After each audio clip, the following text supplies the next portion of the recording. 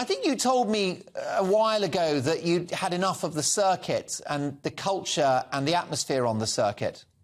Yeah, I think those two things definitely came together. But I think by the time it became known that I was someone who believed in free speech, you know, walking into, you know this yourself, walking into green rooms and comedy clubs became a lot less enjoyable, let's say.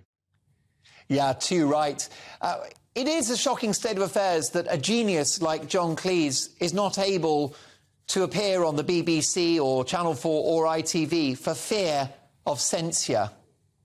Well, before we talk about that, Mark, have you not enjoyed the last couple of days? Because it has been, this is the thing that really gets me about Wokeys, is like, they're such bad losers. They can't take the loss, can they? And they have to go on Twitter and pretend, oh, John Cleese isn't funny. And you just go, what are you talking about? Just, you lost one. It's okay. Obviously, a man of John Cleese caliber coming to GB News, working, by the way, with Andrew Doyle, who, for my money, is one of the finest satirists this country's produced in my lifetime. Like, that's a powerful duo there. That is a coup for GB News. It happened. You lost one, guys. You've been winning on culture for 60 years. It's okay. It's important, though, for these powerful figures to speak out, isn't it, Konstantin, as you have done with Trigonometry, to use their platform to protect free speech and to protect creative freedom.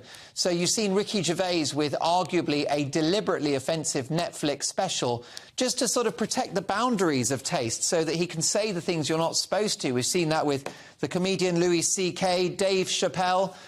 It's important that these figures use the power they have to protect free speech.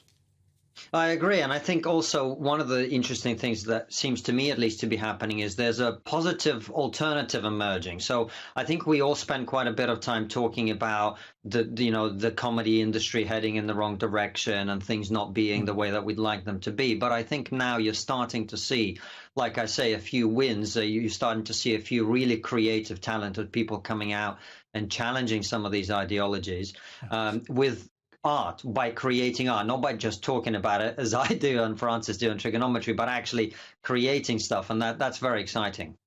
Well, absolutely. Trigonometry is an amazing channel. So many videos. It's a podcast, but it's now a TV network, isn't it?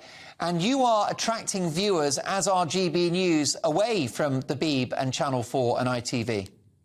Well, they're sort of handing them over, aren't they? Because, look, you know, I used to write on the MASH Report, for example, one of BBC's flagship comedy programs. Well, it doesn't exist anymore because no one watches it.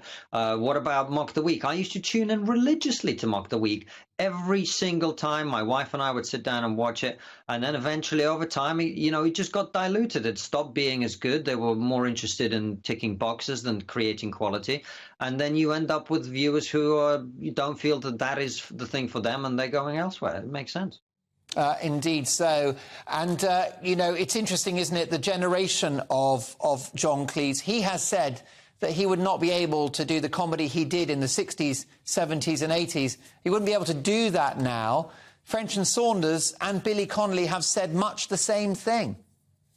Well, it's an open secret in comedy. Even the people who pretend there's no problem with, restrictiveness in censorship and self-censorship in comedy, even they secretly know that the rules are different, the rules are changing.